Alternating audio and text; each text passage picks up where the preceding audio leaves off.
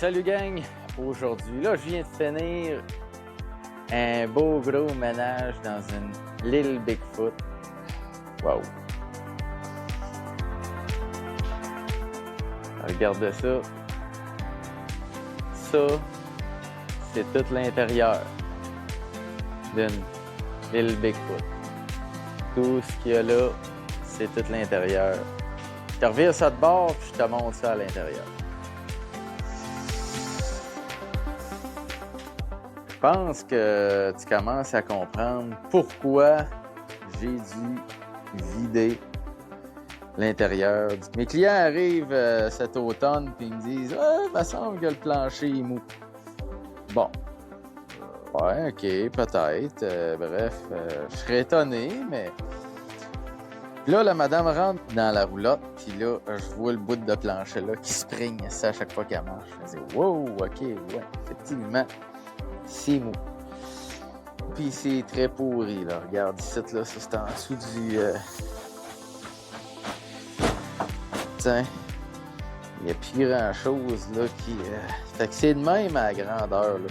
Mon client, là, ça a défoncé ici. Il a fallu qu'il mette une planche, là, pour éviter de passer son pied au travers, là. Mais... ouais, c'est pourri pas à peu près, là. Tu sais, ça, c'est en dessous de la tank à l'eau. Ça, c'est au niveau du pied de la table. Bref, il y a beaucoup de travail à faire à ce niveau-là. Fait que là, ce qu'on va faire, on va tout nettoyer. Il faut que vous sachiez que le plancher de la Bigfoot est fait un peu comme le plancher de la Trillium. Sauf que la Trillium, il y a des cabinets là, qui viennent tout mouler ça, là. Ce qui est beaucoup mieux. Mais en même temps, quand ça a besoin d'être réparé, c'est beaucoup plus complexe. Là, j'ai pu vider la roulotte. Là, l'accès au plancher est vraiment superbe. Fait que là, ce qui va me rester à faire, c'est d'enlever toute la finition dans le bas ici. Puis après ça, tout nettoyer le bois. Enlever tout le bois. C'est sûr et certain, là, va falloir que j'enlève le boulonnage, que je glisse une feuille de plywood en dessous du frame pour avoir une stabilité, parce que là, en dessous de ça, c'est de la fibre de verre. Il y a à peu près 1,8 de fibre de verre. Je peux pas tout arracher puis laisser ça sur la fibre de verre de 1,8. Là, ça va faire une banane, puis je serais pas capable de recoller ma feuille de composite, parce que là, on va réparer ça avec la feuille de composite.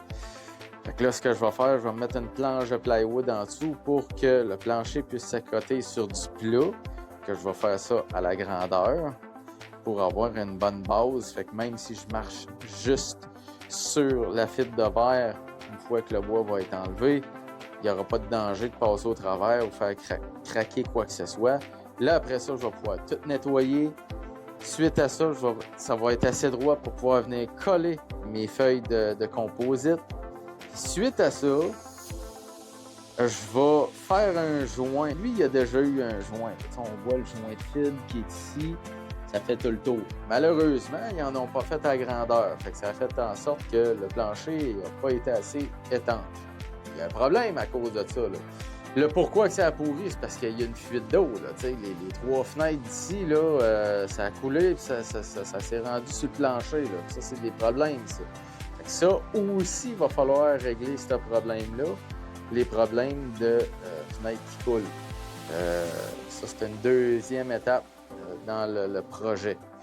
Mais malgré ça, même si les fenêtres couleraient encore avec un plancher de composite, là, il n'y en aurait plus de problème. Fait que là, ce qui va se passer, on va coller le plancher de composite. Suite à ça, je vais faire de la fibre de verre, mais pas juste aux jonctions. Je vais en faire une couche. Dans le fond, je vais faire un joint, 2 couches. Après ça, une couche complète à l'intérieur pour être certain que ce soit bien étanche. Fait que je vais faire ça à la grandeur. Et une fois que ça va être fait, je vais probablement faire une petite finition au gel coat ou à l'époxy. Suite à ça, ben là, il va falloir que je reparle avec mes clients, mais probablement mettre un tapis de ponton, probablement. Et après ça, on va tout remonter les meubles. Bon, là, les meubles, c'est une autre histoire.